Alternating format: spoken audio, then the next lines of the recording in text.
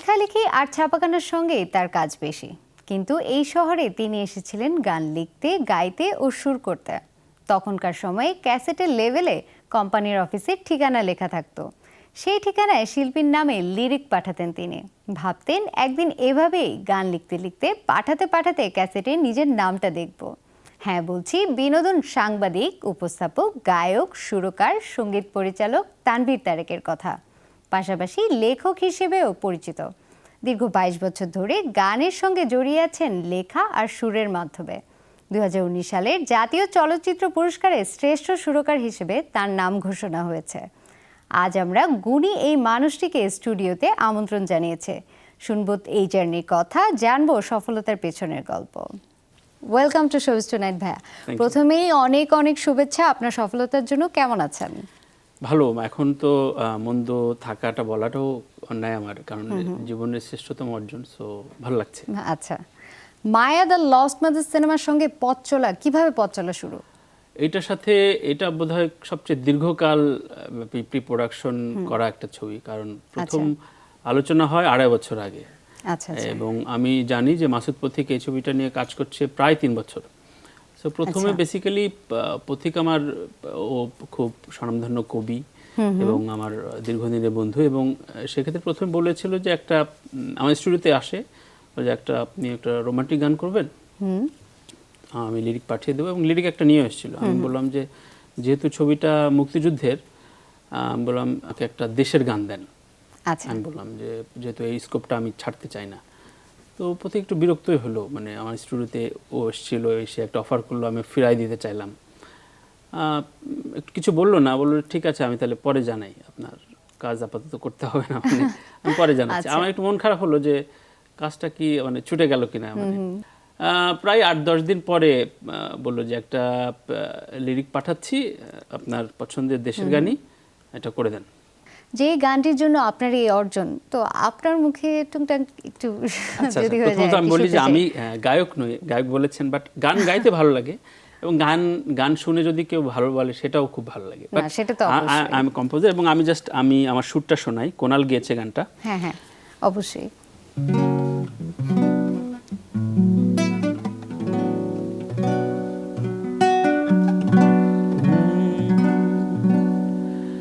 আমার মায়ের আঁচল কোথায়, বলো জন্মভূমি,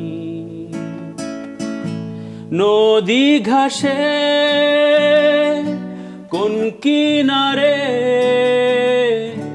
মাগো আছো তুমিও আমার মায়ের আঁচল কোথায়, বলো জন্মভূমি।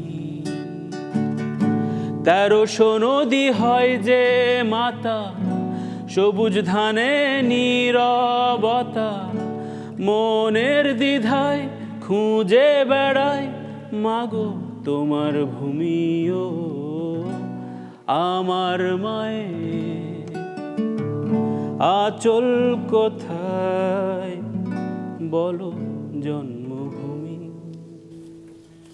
বাহ, চমৎকার গান। আচ্ছা, গানটা সম্পর্কে একটু জানতে চাই, মানে গানটা যখন লিরিকটা যখন আপনি পেলেন তখন সুরটা কিভাবে করেছিলেন, মানে কি মাথায় রেখে করেছিলেন? সুরের প্যাটার্নটা আমার ধরনটা একটু আলাদা, আমার মতো করে। আমি প্রথমে সেলফোনে তো এখন সবাই রেকর্ড করি, সেলফোনে রেকর্ড করি না বেসিক্যালি। আমি গিটারটা নিয়ে সুরটা করি, এরপরে স্বাভাবিকভাবে অফিস করি, কাজে যাই, বাজারে যাই, আড্ডা দেই, যদি সুরটা মাথায় থাকে তারপরে রেকর্ড করি। আমার কাজটা এরকম। তো আমিও এভাবেই সুর করেছি, এবং খুব বেশি সময় লাগেনি, খুবই লিরিক্যাল এবং খুবই মানে ছন্দে লেখা, এবং সেই অর্থে গানটা সুর করতে একেবারে বেগ পেতে হয়নি। আমি আবারও গীতিকারকে ধন্যবাদ জানাতে চাই এত সুন্দর লিরিকের জন্য। তো জন্মভূমি গানটির চ্যালেঞ্জগুলো নিয়ে জানতে চাই, কিভাবে আপনি মানে ওভারকাম করলেন? আমার কাছে মনে হয় কি, এখনকার কন্টেম্পোরারি ইস্যুগুলো যেমন তৈরি হয়, অনেকেই যখন আড্ডা দেই বা আমি যখন কারোর সাথে আড্ডা দিই, তখন সেই সব সঙ্গীত পরিচালকরা যেটা বলেন তাদের সাথে আমার হয়তো কিছুটা দ্বিমত আছে। এখন যে আলোচনাটা হয় যে আমি অমুক ভার্সনের সফটওয়্যারটা ইউজ করলাম, আচ্ছা আমি এই লুপটা কিন্তু ওই স্ট্রিং ইউজ করছে, আমি এটা ঠিক একই লুপ ইউজ করছি। আমার কাছে মনে হয় যে সুরটা শুটার ক্ষেত্রে একেবারে সাবলীলতা প্রয়োজন প্রথমে। সো আমার সেটা তো চ্যালেঞ্জটা অবশ্যই। এখানেই ছিল যে আমি খুব বেশি গেজেটেড কম্পোজার হতেও চাই না এবং আমি ইউজও করি না। যখন যেটা যে সুরে প্রয়োজন, এটাতে যেমন পিয়ানো, সিন, বেস এবং একটা বাঁশির কাজ আছে, ছোট্ট জায়গায় একটা সান্তুরের কাজ দিয়েছি। এখন এটাকে আমি বলতে পারতাম যে আমি 55 লেয়ারে কাজ করেছি, আমি অমুক সবচেয়ে লেটেস্ট ভার্সনের সফটওয়্যার দিয়ে আমি এটা মিক্স মাস্টার করেছি। আমাদের হয় কি, আমাদের কানটাকে না ভালোবেসে আমরা খুব যান্ত্রিক হয়ে যাই সুরের ক্ষেত্রে। তো আমার মূল চ্যালেঞ্জ ছিল যে এটাই, আমরা যেহেতু বাংলাদেশ বিলং করি এবং বাংলাদেশ খুব লোকগানের দেশ, লোকগান সমৃদ্ধ দেশ, এবং যেহেতু গানটা দেশের, আমি একেবারে গানটা সুরের ওপরেই প্রাধান্য দিয়ে ছেড়ে দিয়েছি এবং খুব বেশি একেবারেই মানে আড়ম্বর রাখতে চাই। আমার মনে হয় যে যদি চ্যালেঞ্জ শব্দটা ইউজ করতে চান, আমার কাছে এটাই সুরকার হিসেবে, সঙ্গীত পরিচালক হিসেবে চ্যালেঞ্জ এটাই ছিল যে যতটা ডিস্টার্ব না করে গানের সুরটা এবং কণ্ঠটা মানুষকে শোনানো যায়। যে কোনো পুরস্কারই দায়িত্ববোধ ও কর্মস্পৃহা বাড়িয়ে দেয়। তো গানটি যখন শেষ করেছিলেন তখন কি ভেবেছিলেন যে অর্জনটা বাসায় আসবে? দেখেন, এখানে একটা দ্বিমত আছে। আমি দায়িত্ববোধ নিয়ে কাজ করি এবং কর্মস্পৃহা, আমি প্রচণ্ড ওয়ার্কহলিক এবং বলেই কিন্তু হয়তো একটা বিধাতা বা জুরি মেম্বার্সের উসিলায় আমি পুরস্কারটি অর্জন করতে পেরেছি। দায়িত্ববোধ বাড়ানোর বিষয়টা আমার কাছে খুব খেলো লাগে। আমি দায়িত্ববান বলেই কিন্তু হয়তো রাষ্ট্র আমাকে সম্মানিত করেছে। এখন যেটা হয় যে অর্জন বা এই অর্জনের গল্পটা যদি তৈরি হয়, তখন আমার ব্যাক স্টোরিটার দাম বেড়ে যায়। লাইক আমাকে দেখে তখন হয়তো কেউ কেউ অনুপ্রাণিত হওয়া শেখে। আচ্ছা, এবার একটু ভিন্ন বিষয়ে জানবো। সঙ্গীতের প্রায় সকল ক্ষেত্রেই আপনার বিচরণ। তো আপনার কি মনে হচ্ছে যে আমরা কি সঠিক পথে যাচ্ছি নাকি স্রোতের সঙ্গে গা ভাসিয়ে দিচ্ছি? স্রোতের সাথে গা ভাসানো এটা একটা নিয়তি। আমি আপনি 10 বছর আগে যে অভ্যেসটা ছিল আমাদের সামাজিক আচার আচরণ, আমাদের হয়তো সারাদিন পর 2-3 ঘন্টা একটা বিনোদন ছিল। এখন কিন্তু 24 ঘন্টায় আমাদের এই গেজেট নির্ভর, অর্থাৎ বিনোদন নির্ভরতার ভেতরে থাকতে হয়। ফেসবুককেও আমি ওয়ান কাইন্ড অফ এন্টারটেইনমেন্টই বলবো, সারাক্ষণ এটার বাইরে তো না। এখন এর ভেতরে অনেক ক্লেম প্রোডাক্ট আসবে। আমাদের যেটা বিষয়, আমার যেটুকু বলার, দর্শক শ্রোতাদের এখন একটু সচেতন হয়ে শেয়ার বাটনটা ইউজ করতে হবে। কারণ হয় কি, যেটা একটা ভালো কাজকে যদি আপনি অনুপ্রাণিত করেন খেয়ালে বেখেয়ালে বা সচেতনভাবে, ওই ভালো কাজটা থেকে আরও 10টা ভালো কাজ জন্মায়। আর যদি খুব খেলোভাবে আপনি বাংলাদেশের যে কোনো একটা খুব অশ্লীল কোনো লেম প্রোডাক্টকে আপনি শেয়ার দিতে থাকেন, সেটা তির্যকভাবে হলেও আপনি তাকে প্রমোট করছেন। অন্য অনেক বোকা বা অন্য কোনো ধূর্ত ভাবতে পারে যে আমি যদি আলোচনায় থাকতে চাই তাহলে আমার হয়তো এইভাবে আসতে হবে, একটু বাঁকা দৃষ্টিতে হোক না, একটু নিন্দুক। অনেকে একটু অধ্যত্ত নিয়ে বলতেও শুনি যে bad campaign is a campaign. এটা এক ধরনের ফাঁকিবাজি আমি বলবো। অর্থাৎ ও কাজের প্রতি একেবারে নিষ্ঠাবান না, এজন্যই এই কথাটা বলছে, অন্তত সৃজনশীলতার ক্ষেত্রে।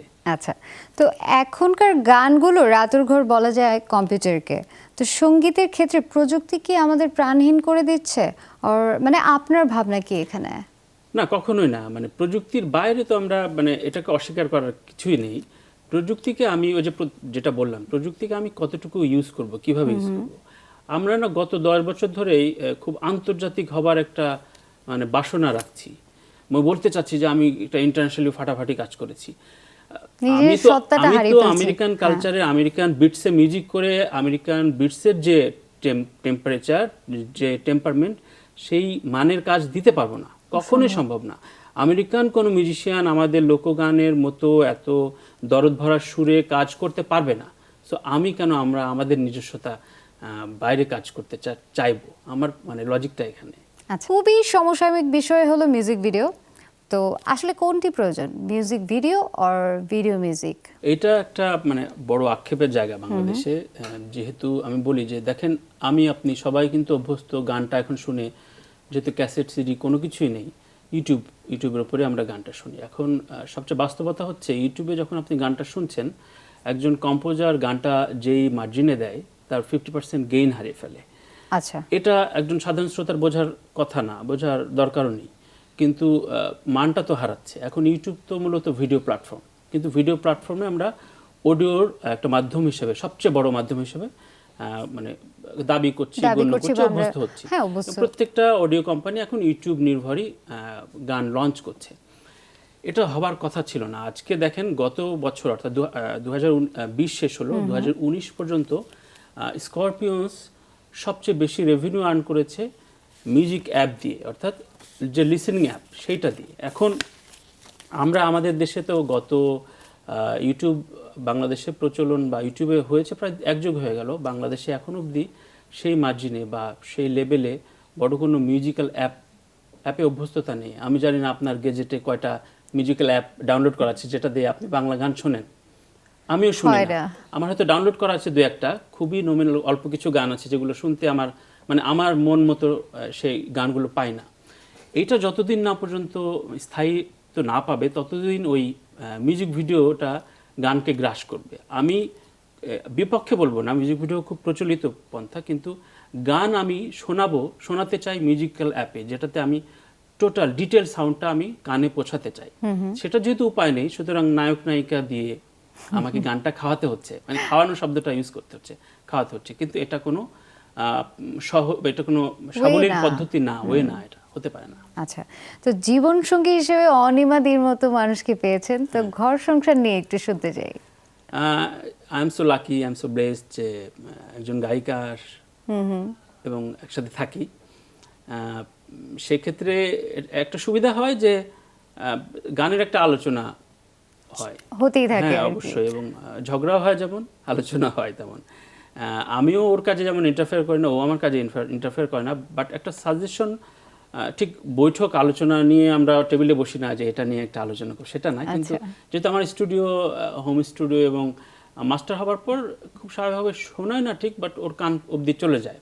আচ্ছা, এবং তখন হয়তো একটা সাজেশন দেয়, সেটা হয়তো কাজে লাগে, কিংবা আমি হয়তো কিছুটা আপডেট করার চেষ্টা করি। এই সুবিধাটুকু আমি নেওয়ার চেষ্টা করি, যেহেতু বাংলাদেশের অত্যন্ত গুণী একজন শিল্পী আমার। অবশ্যই। তো আচ্ছা, পত্রিকায় কাজ করা, গান লেখা, সুর করা, সঙ্গীত পরিচালনা করা, এত সব কিছু কিভাবে সম্ভব? আমার কাছে মনে হয় যে যেহেতু প্রত্যেকটাই সৃজনশীলতা এবং পাগলামিটা তো থাকেই, এবং আমি শুরু থেকেই যখন 97-এ ঢাকায় এসেছি তখন থেকেই মূলত গান লেখালেখির জন্যই, কিন্তু সঞ্জীবদার হাত ধরে সাংবাদিকতার পাশাপাশি এই লেখালেখি একই সাথে, মানে আমি কোনোটা রেখে কোনোটা বাড়িয়ে বলতে চাই না, একসাথে চলমান। হয়তো গানটাতে প্রাপ্তিযোগটা বেশি হলো, আনন্দটা হয়তো বেশি পেলাম, বাট গানটা খুব সোলি রাখতে চাই, আত্মায় রাখতে চাই, লেখালেখিটাও। বাহ, তো দর্শকদের উদ্দেশ্যে যদি কিছু বলতে চান? দর্শকদের উদ্দেশ্যে একটাই কথা, যেটা বললাম এই প্রশ্নে, আপনাদের শেয়ার বাটনটা প্লিজ আমি খুব হাত জোর করে অনুরোধ করছি, যে কোনো বিষয়ে, সেটা রাজনীতি হোক, সেটা সামাজিক হোক, সেটা গান হোক, সৃজনশীলতা হোক, শেয়ার বাটনটা অন্তত খুব সচেতনভাবে আপনারা ব্যবহার করুন।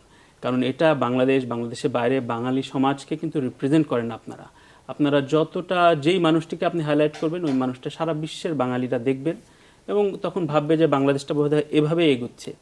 তো আপনাদের খেয়ালে বেখেয়ালে আপনারা বাংলাদেশকে ভালোভাবে উপস্থাপন করেন। বাহ, তো তারেক ভাই, আমরা অনুষ্ঠানে একেবারে শেষ পর্যায়ে চলে এসেছি। তো আপনাকে অনেক অনেক ধন্যবাদ যে আপনি আমাদের স্টুডিওতে এসে আমাদের সময় দিয়েছেন, আমরা কৃতজ্ঞ। Thank you.